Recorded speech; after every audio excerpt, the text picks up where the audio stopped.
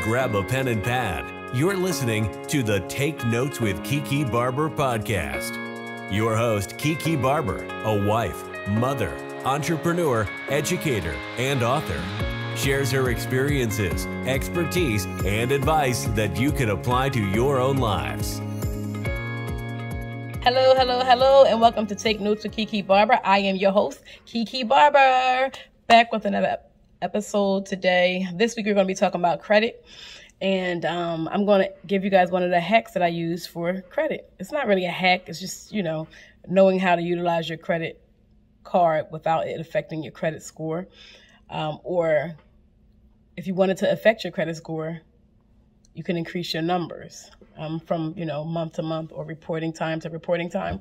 So today we're going to talk about that. But first, the first mommy moment. What do I have for mommy moment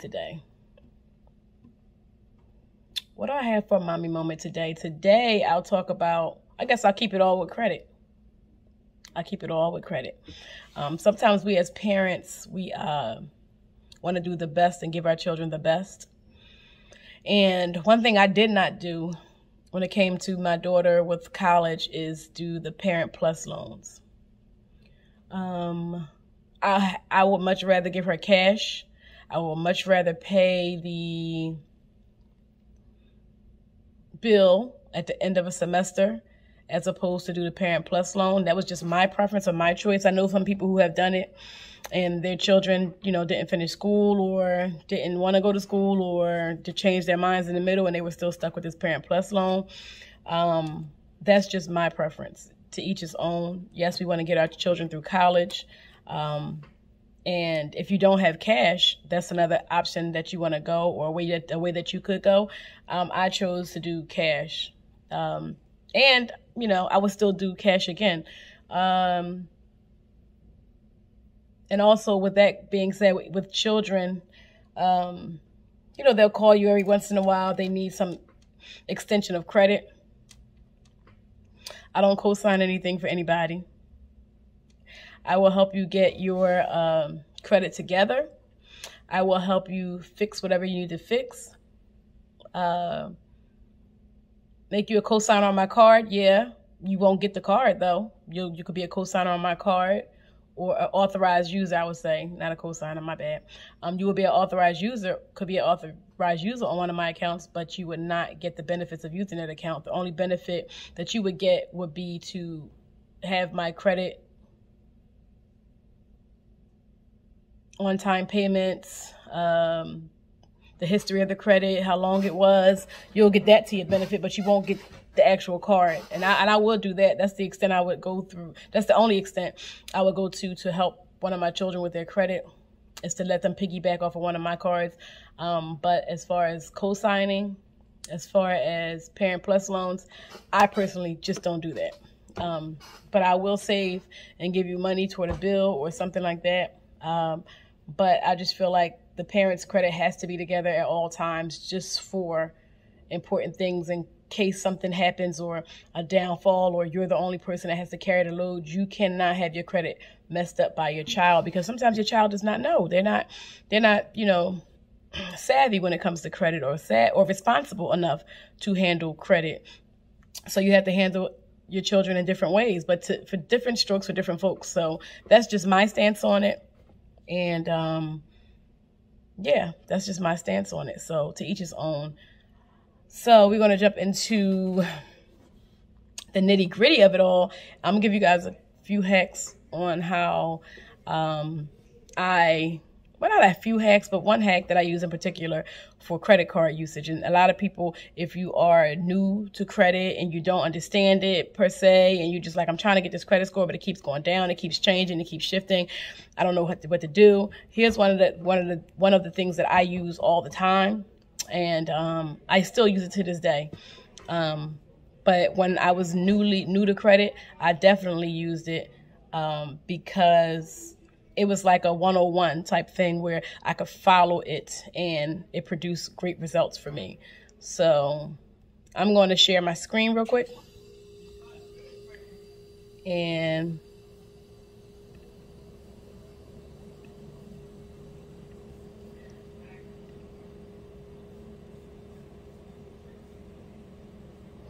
So, like I said, this is for credit hacks for credit card users. It could be new credit card users. It could be somebody who has credit for a long time but just don't understand it. You like break it down, so I can understand what exactly it is that I'm doing, that I can be intentional with my credit, as opposed to just being all over the place and not knowing what's happening from month to month. So the first slide that I want to show you guys is number one. Gather all your credit cards, get them together for a little meeting, whatever your credit cards are, Macy's, Credit One, whatever credit cards that you have, get them all together for a little, bring them all together, because we got to have a little meeting with them, okay? We're going to have a little meeting with our credit cards, okay? So after you've gathered all of your credit cards together, the next thing you're going to do is you're going to call each credit card company. Now, when I say call each credit card company, I want you guys to not do an automated system. I don't want you to go through the regular automated system where they're talking about, well, if you want to hear the balance on your card, if you need credit card history or whatever, not that person. I need you to call a real, actual live person. And when you get the actual live person on the line, what you would do is you would ask them the following questions. You would ask them the following questions, and the following questions that you would ask the credit card person on the phone, the live credit card person on the phone, is you would ask them, what is the balance on my account? When is my due date? When do you guys report to the credit bureaus? They're the three questions. Again, I'll say, what is the balance on my account? When is my due date? When do you guys report to the credit bureaus? That's the 3 dates that you need. You need to hear this from this person on the other line, whoever it is. After you have done that, you basically want to go in and ask, once you gathered all that information and you get your credit reporting, you got to get a credit reporting app. So the credit reporting app that most people use is Credit Karma, Credit Sesame, or Smart Credit, whatever it is. Whoever that person is that you get a ding as soon as something hits your credit, that's the person you need to be with. You get a ding, you get an update, you get a whatever it is, email, whatever it is, you have to get one of these sites. So make sure you get yourself a Credit Karma, Credit Sesame, or Smart Credit. I have all three, okay? I have all three because fraud is very, very real, okay? The next thing is to find out what day the previous month that a specific card hit your credit report. Once you get your Credit Karma app, look at your credit. It might say Capital One hit your credit on the 5th of the month last month. That's the date you're looking for. So now we have this amount of evidence. So now pay close attention, close attention. Just as an example, say you were extended $1,000 on a particular card and the balance on that card is down to $400, meaning $600 is needed to pay the said credit card off, right? What you want to do is take all these numbers. I know I'm throwing a lot at you guys, but take all these numbers. So they gave you $1,000 in credit. You done spent it down to $400, which means you need $600 to bring it up to speed, okay? Okay, time to use the dates you've gathered. So we're going to utilize all the dates that you have gathered. So just for sake of this video, I'm going to throw out some dates, okay? So let's say your bill is due on the 28th. That credit card is due on the 28th. That will be called your due date. Let's say that your creditor reports this card on the 2nd of the following month. That is called your reporting date. Let's say that it pops up on your Credit Karma account on the 4th. That's your pop-up date. Remember these 3 dates: due date, reporting date, pop-up date. Due date, reporting date, pop-up date. Okay? Once you've done that,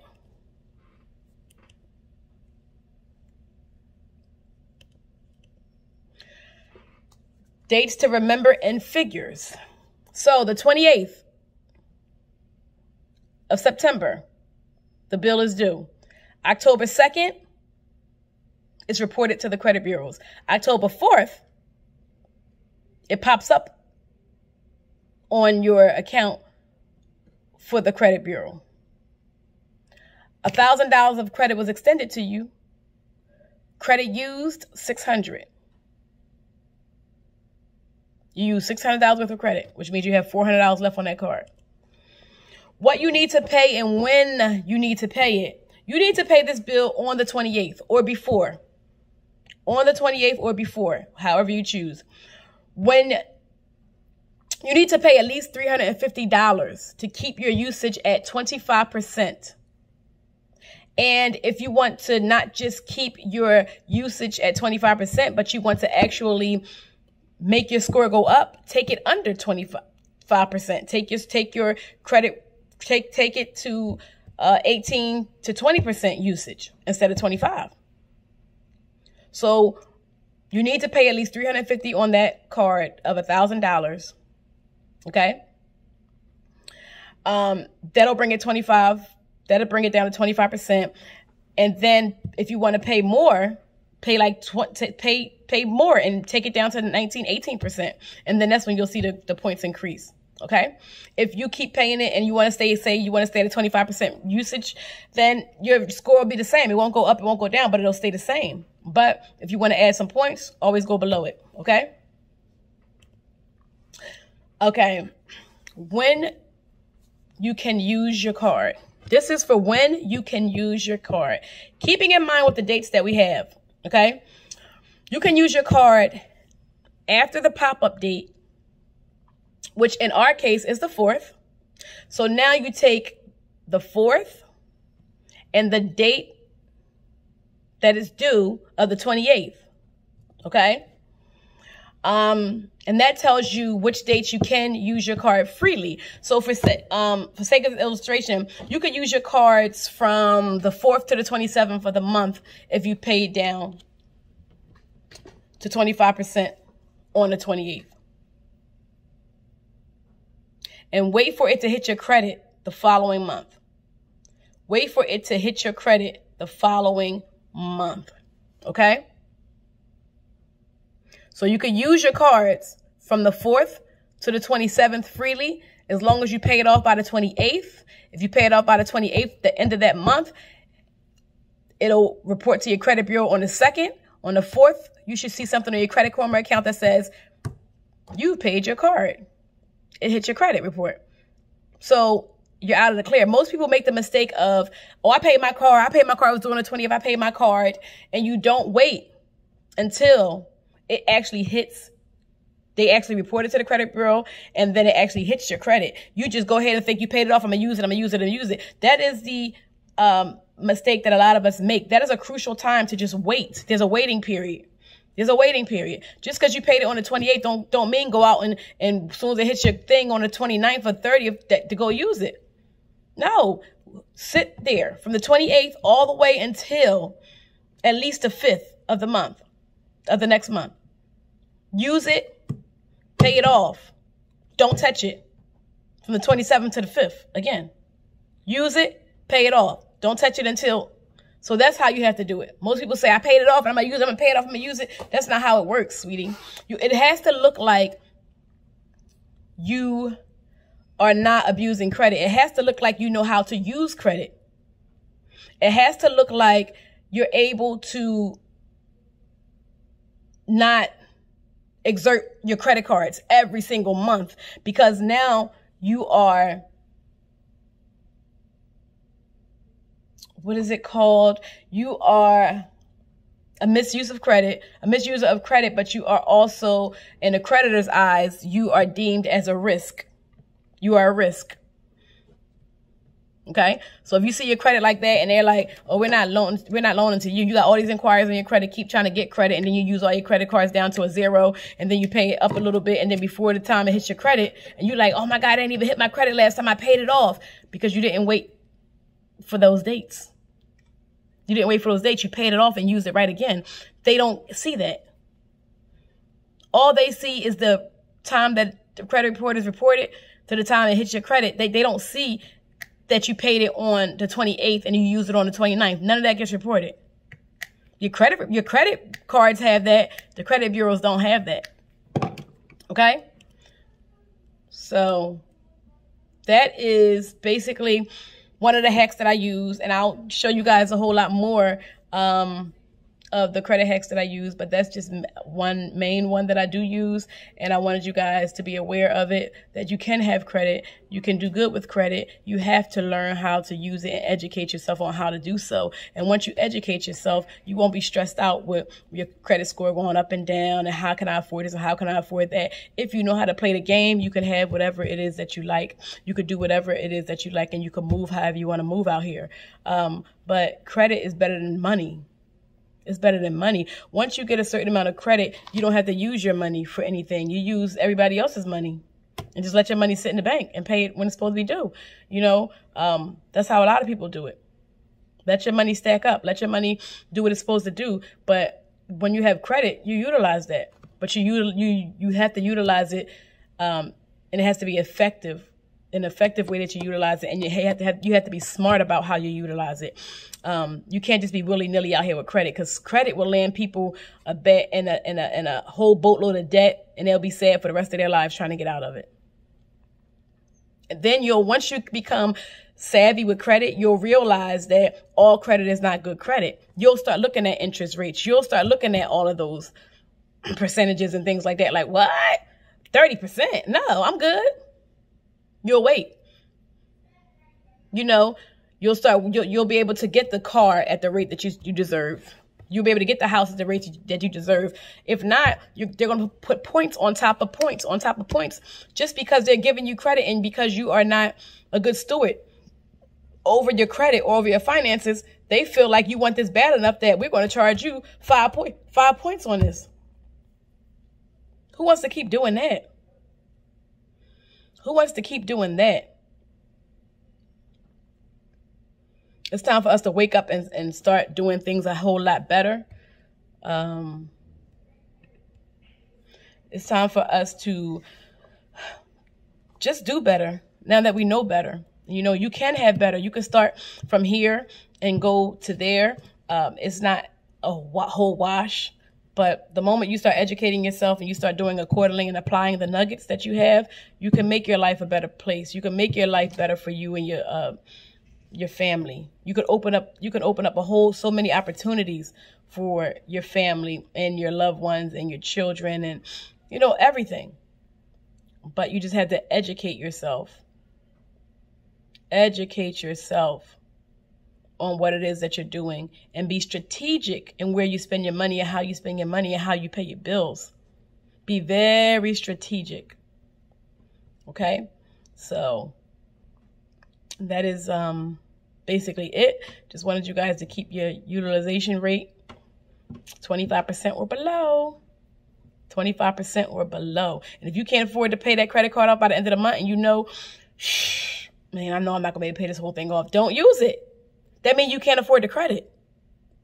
If you know that you can't pay it off by the due date, and you want to just keep paying $24 for $25 because that's what they tell you to pay, you're going to be in a revolving door of debt for a long time. Don't just pay the minimum balances on your cards. Don't do that. Yeah, it gets you an on-time payment history with the credit bureaus, but if you're using the whole credit card, it makes you a risk when it comes to other creditors giving you money and they see you all maxed out. Okay, so just wanted to give you guys that little nugget. I hope it helps. I hope it helps. Also, I wanted to let you guys know about the Hey Sis, I Like Your Shoes retreat/conference that's coming up in May in Miami. So if you guys need that, you can go ahead onto my Instagram page, and I have a link tree that you can go onto, or you can go on to www.kekebarber.com. That's KEEKEE barber.com. You can go to HeySisILikeYourShoes.com. Everything is there for you. I also have apparel if you want to go to kekebarber.com and buy some apparel. Living Life Pinky Finger style, pinky finger up style. If you want an entrepreneur, if you want my curls, my hips, my full lips authentic from the Authentic Chick clothing line, all of that stuff is there for you to go ahead and get. And also all of the podcasts are there. Everything Kiki is there. So hope you guys enjoyed today's segment. Love you guys. I was on break. I was on lunch. Now I'm done. So I will talk to you guys soon. Peace. I love you. Thank you for listening to the Take Notes with Kiki Barber podcast. Please don't forget, notes on a pad without application is just notes on a pad. Please don't forget to like, subscribe, and press that notification button so you can stay in the know. Until next time, my friends.